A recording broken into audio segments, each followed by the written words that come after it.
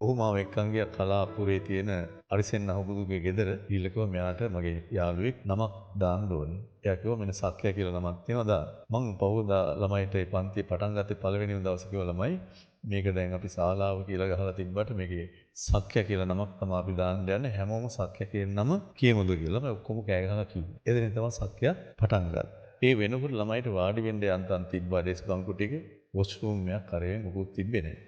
ඊට පස්සේ දවසින් දවස දැන් මේක හදනවා. හදද්දි මෙහා පැත්ත ළමයිට එන්න දැන් මේක වල වගේනේ තියෙන ටිකක් මේ පල්ලෙහානේ තියෙන බේස්මන්ට් එක. එක පැත්තක් වහලා අනිත් පැත්ත හදනවා.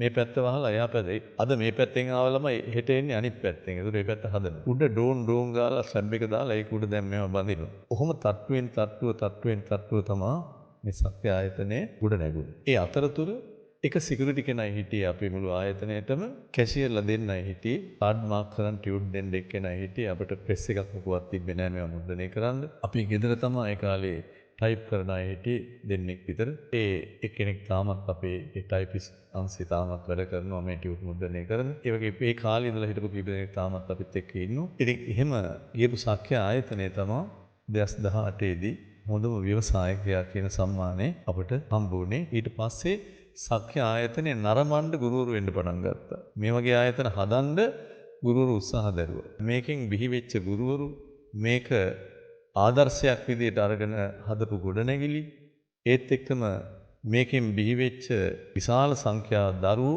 තාමත් ඒ අයට මේ සක්‍යායකේ සුවඳ මේකේ සමහර විට හඬ මේක හදද්දී ඇහුණු දඩබඩ ගාලා සද්ද තාමත් ඒ ඔළුවල මතක තියෙන ඉඳ තමයි සක්‍යා ආයතනයේ තාමත් සන්නාමයක් විදිහට ලංකාවේ ප්‍රබලම අධ්‍යාපන ආයතනයක් විදිහට තියෙනවා. මාත් වාසනාවන්තයි ඕගොල්ලෝ වගේ පිරිසකටත් තාම අවුරුදු 27ක් තිස්සේ උගන්වීම පිළිබඳව ඕගොල්ලොත් සතුටු වෙන්න ඕනේ. සමහරට ඔබෙත් අයියා අක්කා සමහර විට අම්මා තාත්තත් මේ බංකොල වාඩි වෙලා හිටපුවා වෙන්න ඕනේ.